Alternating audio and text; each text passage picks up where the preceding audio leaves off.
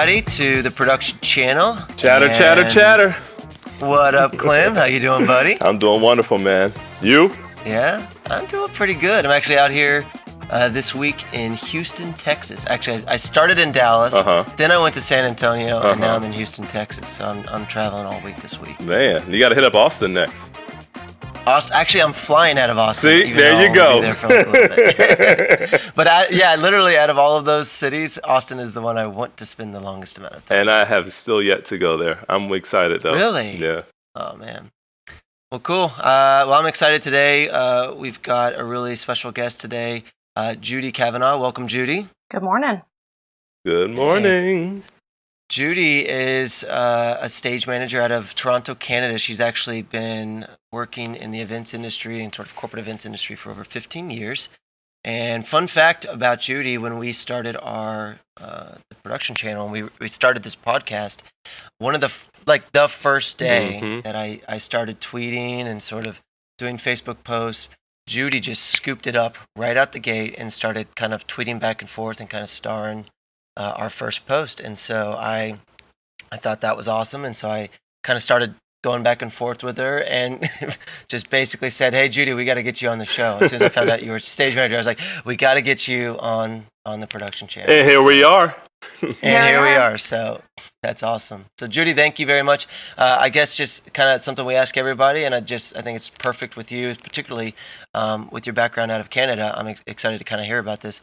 How did you get into this industry, right? How did you actually sort of fall into the production industry? Well, I think I literally did almost fall into it. I was working I'm a stage manager trained out of the Ryerson Theater School in Toronto. I graduated their technical production program. And so I did the traditional theater route, as many stage managers do, working in musicals and straight theater all over Canada, different places. And after I had my children, I have 2 teenagers, and after they were born, an 8-show-a-week schedule was a bit too much for my family life. My husband's in the golf industry and works a ton, so it didn't seem conducive to a family situation for me to keep up that schedule. But I was swinging in on a show in Toronto, relieving their stage management team. And, no pun intended? No pun intended, yeah.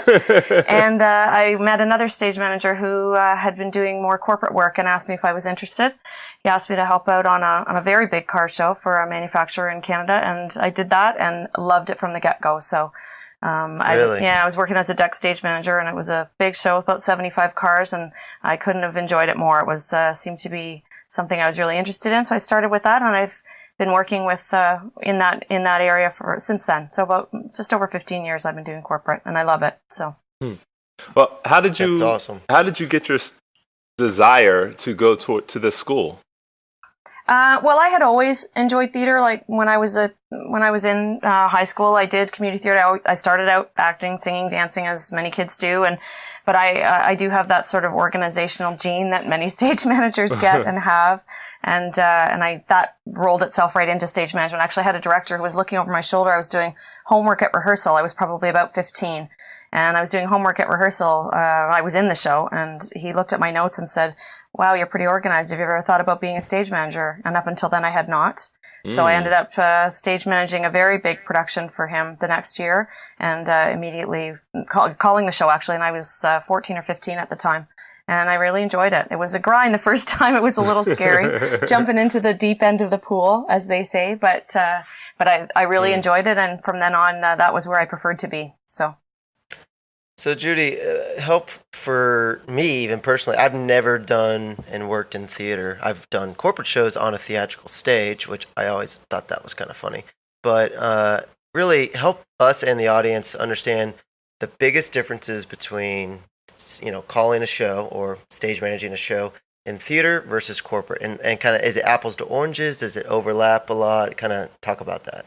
I would say it overlaps a little. I think that the presentation aspect of it, that feeling of wanting to put out the best product possible, is definitely an area of overlap. I think the advantage that, and maybe sometimes disadvantage that theater has, is that, there's a long time to get it up and running.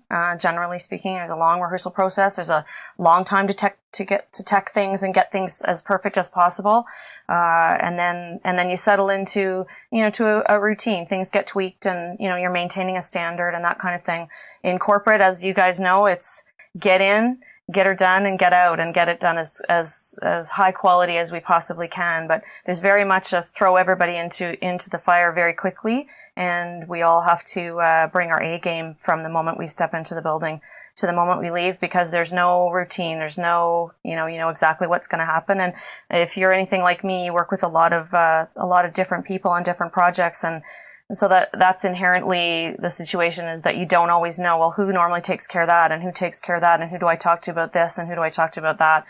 So all of those things that you have time to sort of feel out and know in a theatrical situation are very much boiled down in terms of time in corporate. And that I would say is the biggest difference. I think we're all still, my dad's got a barn and my mom will sew the costumes, and it's going to be a great show. I think we all still have that that inside of us, but corporate, it's just fast and dirty sometimes, and you just get it done. My biggest experience with kind of moving in and out of a fixed venue, right? Like a theater, whether it's in New York City or Chicago, obviously union plays a big part depending on your venue. It seems like with corporate, you can come in and there's a lot of different variables, but at the end of the day, everyone's sort of approaching it with this idea of, we're bringing our stuff in over and above. It's just a shell, right? The sort of four walls and a floor in sort of a corporate ballroom. In a venue, there's all this, I have to work within the constraints of the actual venue, whether it's union labor or X amount of flywheels or bars or whatever it is, or how do I get, cameras from the third balcony down, but I can't go over. So it's like a little bit more of a difficult space. Can you speak to that? Is that kind of how you see it or have experienced it at all? Yeah, no, I would definitely say there's a difference. I mean, I do some sporting events as well as a backstage manager. So I work in arenas, and often they're union spaces. So we do have that constraint as well. But I hear what you're saying, that we walk into an empty ballroom a lot of the times, and it's exactly four walls, and we put up exactly what we need, whereas working within the constraints of a space. But I think any space we go into, because I do a lot of auto work, the limitations sometimes in terms of venue often have to do with how many poles does it have, or does it have any. You can't drive cars in a big room that has a lot of poles, or we're working around the poles in order to make a stage big enough that we can drive a car onto or through, or store 25 cars backstage so that we can get them all on stage. And the set design has to reflect, okay, well, where can we store them, and which poles are we working around? So any venue you walk into, I think, has limitations, whether that's from a union perspective or a physical perspective or access. There's always something. Man, you mentioned excuse me, I'm sorry, you mentioned theater, you've mentioned corporate, you've mentioned sports and the auto industry. You got a lot going on. Yeah, I I do have a pretty varied background, which I actually enjoy. I mean, I never know what I'm going to get any place I go, which I actually really like about it. It's one of the things about corporate that I really enjoy. Sometimes the comfort of, I do the work with some of the same teams quite regularly, and always enjoy walking in and seeing, especially when it's someone I know who's going to, deliver high quality and has the same goals that I do. And I know their work and, their standards, which is always nice. And I'm very lucky. I work with some really, really great people. And I may not see them I may only see them once a year, but when I walk into the building, I'm always happy to see them, knowing that I'm going to get their best work, as they should expect the same from me. It's funny that you say that, because that was going to be my follow-up, asking about how is it to walk into places where you have to lead this team, but yet you might not know anybody in the room. And you were saying how, you can appreciate when you do have those comfortable faces, but what is that feeling when you walk into a ballroom or to a theater and you don't know anybody, but you understand that it is your role to guide them through the entire show? Well, it is an interesting feeling. I will tell you a funny story. And I walked into a small venue in Canada, and it was there was only one. I was being sent actually by a company I was working for, whose producer was not able to make it. They double booked her, and so they sent me in. I had only done one show for this producer before, and I walked in and introduced myself to the aging technician who was in charge of the venue. He was the only one there, and I introduced myself as the stage manager. And he looked up at me with this sort of quizzical look, and he said, "Really? We need one of those?" Which was an interesting reaction. I thought, you've got some pretty serious dignitaries coming in and some corporate presidents. So, yeah, they told me you did, so here I am. And then when I left and thanked him for his efforts over the 2 days that I was there, as it was a lot to be thrown at the two of us. I actually ended up running Keynote and PowerPoint. Thankfully, I was able to fill that role and editing and everything else. So thankfully, I was able to do that. And when I thanked him and left, and his review of the situation was best summed up by his quote, which I will. I wanted to put it on my LinkedIn profile. To be honest, he said, "Well, it wasn't nearly as bad as I thought it was going to be." Was his reaction. So, that's probably one of the best reviews I think I've ever had. It wasn't as bad as I thought it was going to be. So yeah, there's often the challenge of that. I just end up feeling my way around, and because different buildings, there's different people. Who do I have to talk to about access to this or that or whatever? And I just ask a lot of questions and smile at people. That's, that's my way. Yeah, the friendly face. The friendly face can go anywhere. It'll take you across the board, universal. Absolutely. Now, you did mention sports, and I don't know if you were aware of this, but I spent 15 years with the Orlando Magic and 4 years before that with Florida State University in broadcast and shooting as a camera operator. So, I'm familiar. I did know that about you. I've been listening to your podcast. Chatter. I love it. I like the chatter. So what is your role in the sports world? What do you do exactly? I'm Canadian, so I'm a hockey girl. So I have worked with some hockey events for sure, and I tend to, in those capacities, I'm more of a deck stage manager, but I actually skate, so I do my job while skating. Now, what's deck stage manager? What is a deck stage manager? Well, in Canada and in corporate, I find that most people a lot of people are no longer using the term assistant stage manager. And for me, that makes a lot of sense because a calling, as you call it, a show caller and a stage manager who works, on the deck, on stage, backstage, whatever that stage looks like, whether it's an arena, whether it's a sheet of ice, whether it's a show site, whether it's an event. I've done tailgate parties. You can't really call it a stage, but it needs managing, and it's the space, right? It's the management of the space. So a lot of us have shifted to using the term deck stage manager because you're the person on the ground.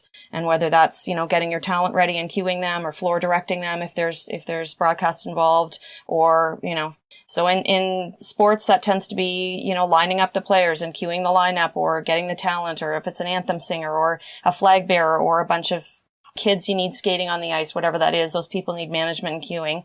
And that's where that aspect of it comes in. So that's the role I tend to fill on those kinds of events, and I actually prefer it. Okay. So I just want to go back about 90 seconds and have you tell me a little bit more about how you perform your job professionally as a deck manager while skating at the exact same time, because that is a first. I've never heard that ever before.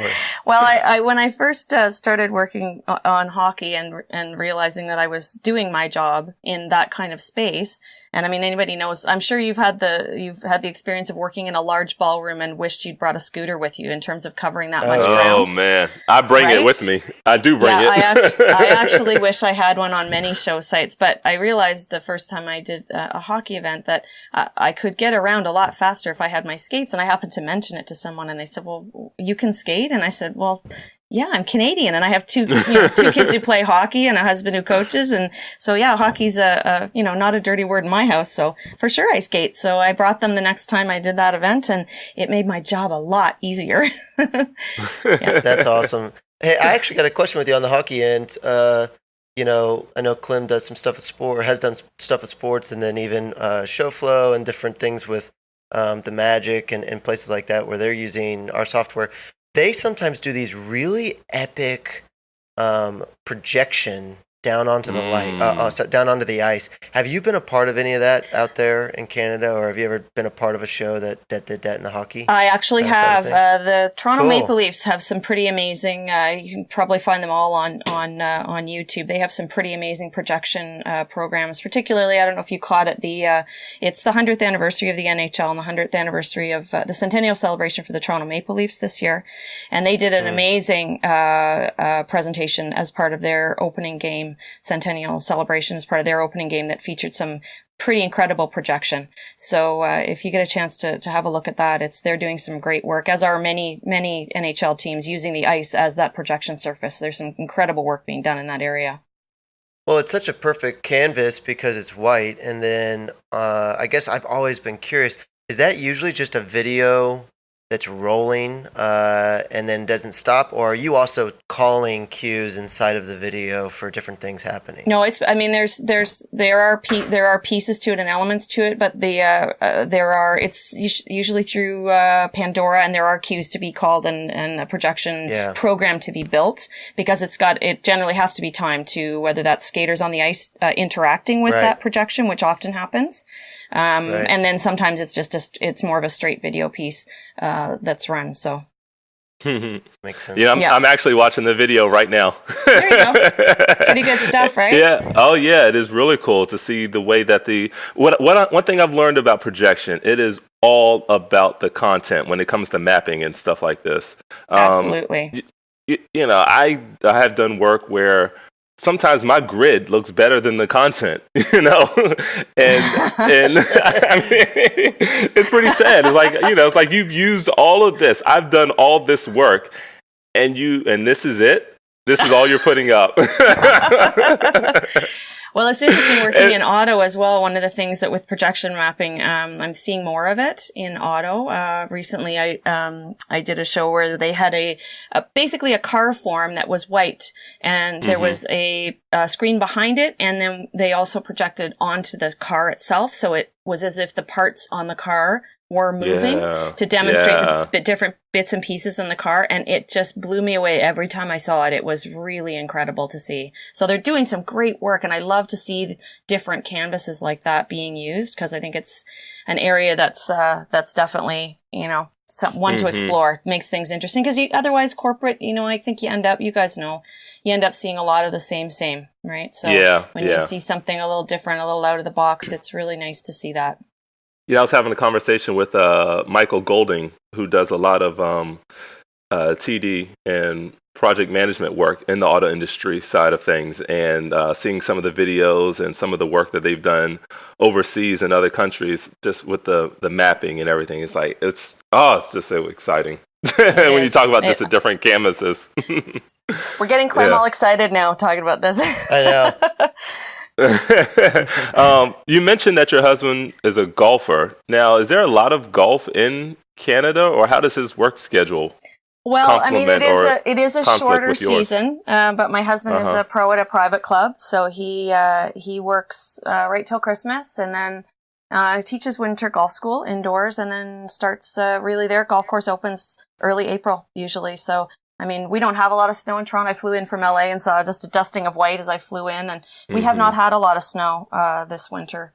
So I find as the years go by, the season seems to get longer, which is a challenge, because he does work 7 days a week during the golf season, which is a lot. And how does that work with your schedule and your kids' schedule?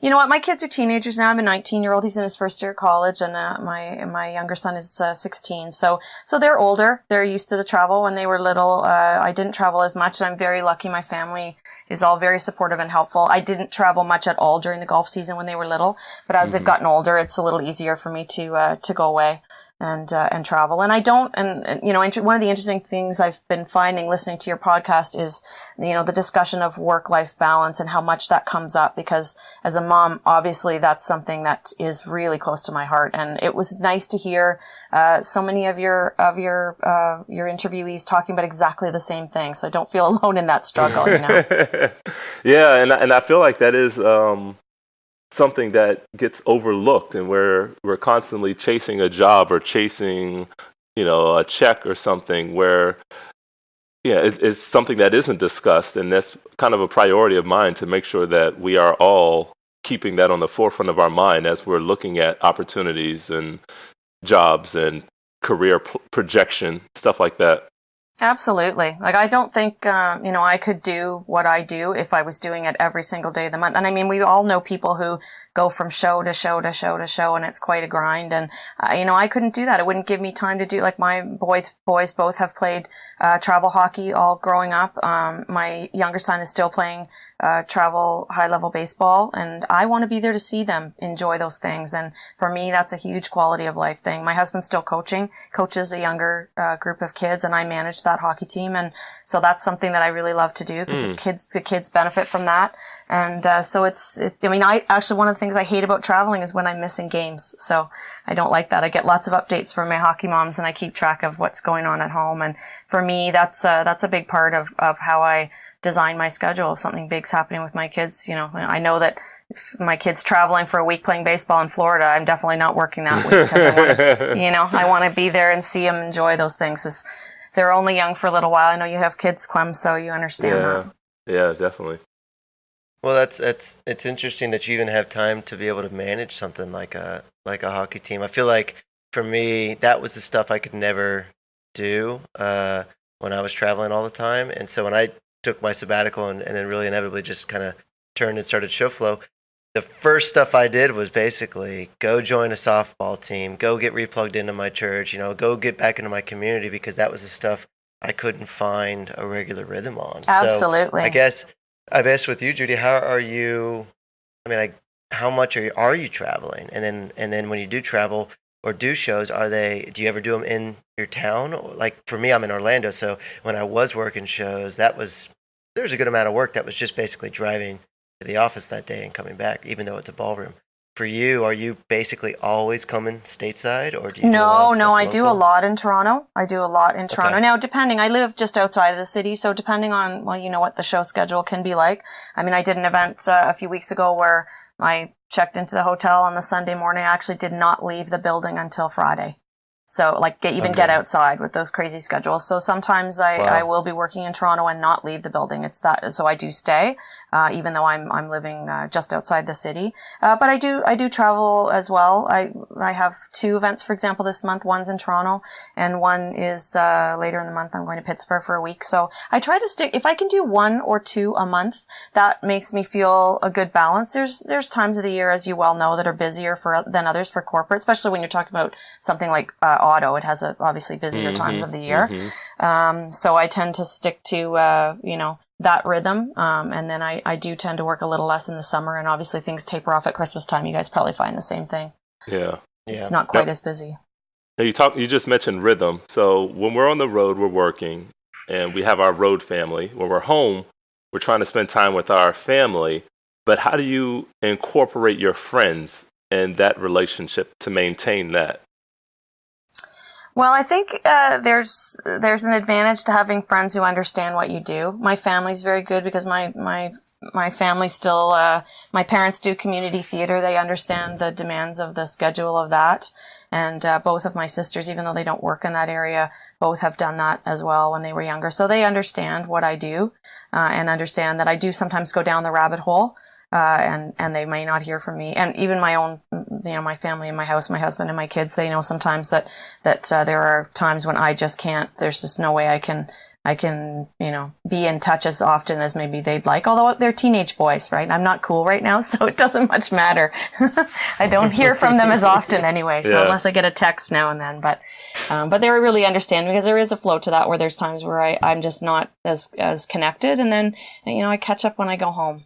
Mm-hmm. Yeah. Now you mentioned your other family members. You said your mom and your sister are all in theater as well. Well, my mother and my father both do community theater. My mom's a director, and my dad's a producer, stage manager type. So we actually started doing that, my sisters and I, before my parents got involved. I think it was kind of, if you can't beat them, join them sort of a thing. And so my family's still doing community theater, which they love and keeps them busy and connected with their friends. And like I said, the advantage is they understand when I talk about my shows, they don't look at me like I'm speaking another language. Yeah, that's got to be huge because I wonder, it's a big thing with athletes when they have kids, or anybody, I guess, that generation of passing on that knowledge on that next level. I was just wondering how it is affected by people in our industry, just passing on that generational knowledge and understanding. Well, I'm really lucky. I still work with the Ryerson Theater School from time to time. I've done a couple of events with them, fundraising events, and I've met some amazing stage managers there. And the program that I graduated from was a diploma program at the time, but it's now a degree.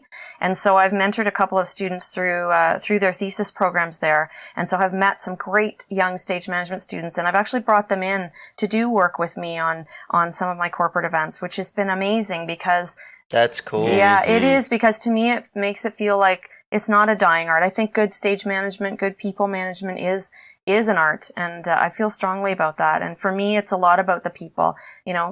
Great show callers definitely is an art, but working directly with people the way we do is something that I value very highly. And so when I see young stage managers coming up who are doing that and seeing that and also value that, it makes me feel like there is some hope for our art, as it were. Right, right. And I'm sorry, quick plug.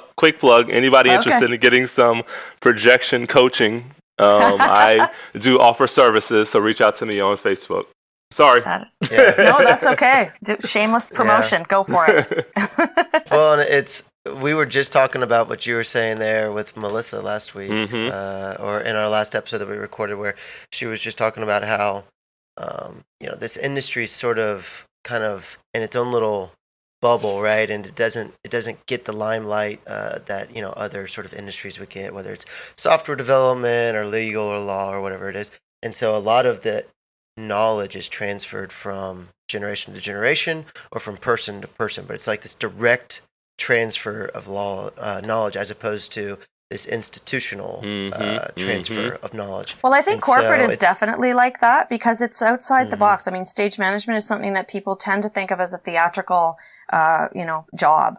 And so transferring that skill to corporate, and you probably find the same thing. A lot of times it might be a producer. They'll say, the producer called the show last year, but realized it was too much work on top of everything else they were doing. So I'll often step into a show and call it where last year, or in previous years, a producer has done it. But it really is something that you need to focus on. And, the job is different for each client, I find. Sometimes there's a creative element involved where you're trying to talk everybody through how they want the award segments to go or how best to get 25 dancers on stage and off stage. And, if you don't have a deck stage manager and you're the only person in a stage management role on that event, that becomes part of it as well. So, there's all of those extra demands that if you don't understand that it is a fluid kind of job description, it's a bit of a shocker walking in. You want me to do what?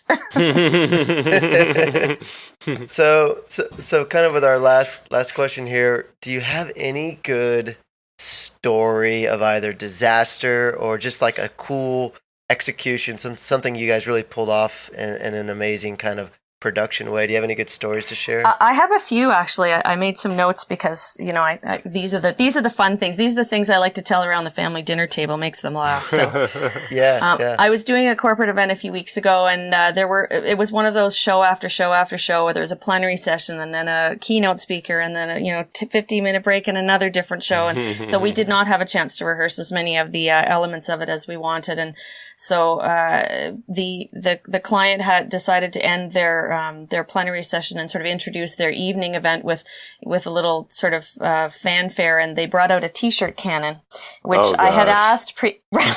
I already know where this is going. You already know. So I said to them, so you've tested the t-shirt cannon, right? And they said, oh no, but they told us it's going to be fine, which, those kinds of words are never ones you want to hear. So out come the volunteers with the t-shirt cannon at the end of the show. So the first thing they hit, Clem, which will probably make you turn you over in your grave, was the projector, of course. Oh, gosh. The front projector. And then they hit the cameraman at the back of the room. And then they hit a woman standing there who was texting on her phone and not paying attention. They hit her right in the chest. Man. Of course. And then they hit me. Straight to the chest. Oh, and then they hit me at the back of the room. So were they aiming, or is this no? just like She was actually fire? Trying not to aim at anything, but in the process, she managed to. I'm not sure if that's a gun error or operator error. Well, it's difficult because you can't shoot up because you'll hit a fixture. You can't shoot too low down because you'll hit somebody, and so you're in the middle. And then the power was too high, and that's why it's hitting the back of the room. Well, hence my question about did you test it? Because clearly it was, we had more firepower than was required for the size of the ballroom. Right. Oh my gosh. So that was a good one. Crazy. So, and then the other one I was going to tell you was would have been one of my very first corporate shows, and it was an auto show, and the stage was a large T shape. And the sort of lower part of the T was a big ramp that the cars were coming up. So they decided to start the show with sort of a march up of the talent and the executives and the president and whatnot marching up onto the stage, which the producer decided I had to lead with a flag. I was deck stage managing, which did not make me happy. Anytime I have to make an appearance never makes me happy, but unfortunately it does happen quite often. You know, somebody's mic falls off or they need water or whatever, and I have to walk out. I try to do it as surreptitiously as possible. But anyway, so I had to lead this parade onto the stage. So as we lead the parade up and everybody else, and then we get up to the top of the T and everybody's heading backstage, the way the exit stairs were placed on the top part of the T didn't cover the entire distance from across the stage. And the president was so busy waving at everyone as he walked off. He was just about to walk off the edge of the stage and an 8-foot drop. So I ran through, as I escorted everybody up, I ran through a group of about 20 people and grabbed this gentleman, probably more roughly than he would have liked, by the arm and guided him off the stairs literally just before he was about to step off the edge of the stage. Oh, goodness. So that was sort of my introduction to into the X factor, if you will, about corporate, in terms of those things that you don't always get a chance to rehearse, but you sometimes have to just, as we say, follow the puck. And fix. Yes. As I always love say it. to people, I say, we're just following the puck, guys. We're just following the puck. Well, you'll love this. You'll love that about our interview with Melissa that we just had, where it's just like with sports, there's no rehearsal. You just absolutely you just do it. You just get in and you do it. That's right. That's right. Which is actually, I mean, it's good and bad. And I am finding, and maybe you are too, Clem, that with as the money crunches, sometimes so does the rehearsal time. And there are definitely things that the shift, it tends to be more from proactive to reactive, which I don't always love. I mean, there's a safety factor involved, which if you can at least get those things done that have a higher risk of falling apart, it makes me a little happier. But there is definitely a shift I'm finding in that from proactive to reactive, and we are a lot of the time just following the puck and hoping for the best and doing our best to make it look good along the way. There we go. Well, Judie, thank you so much. This has been awesome, and I love the blend with your experience, everything from corporate to theater to sports. That's like that to me when we're talking with people who have kind of touched different parts of the industry. I feel like they have this more holistic, rounded view. You know, sometimes you do shows with a television broadcast director or producer, and they're doing a corporate, and they seem entirely out of place. But I can just kind of tell from talking to you, you've got this kind of holistic view of kind of how the whole industry comes together, the nuances of each. But that's pretty cool. So thank you so much for joining us today, Judie. Well, thanks for having me. Like I said, I'm a fan of the chatter, so I'll keep listening too. So. Well, it's taking off. Chatter. Chatter. Well, everybody, thanks again for tuning in. This is what we're doing. We're trying to bring the latest and greatest in terms of stories that are going on around the industry. If you know of anybody that has stories just like Judie's, please have them reach out directly to Clem or I, or hit us up on productionchannel.com, on Twitter, on Facebook. We're everywhere. But with that, we're going to wrap today. Clem, my friend, thank you. Thank you, buddy. It's been it is a great ride, and I'm enjoying it. That's right. Judie, thank you. And we will tune in next week again on the production channel. Chatter.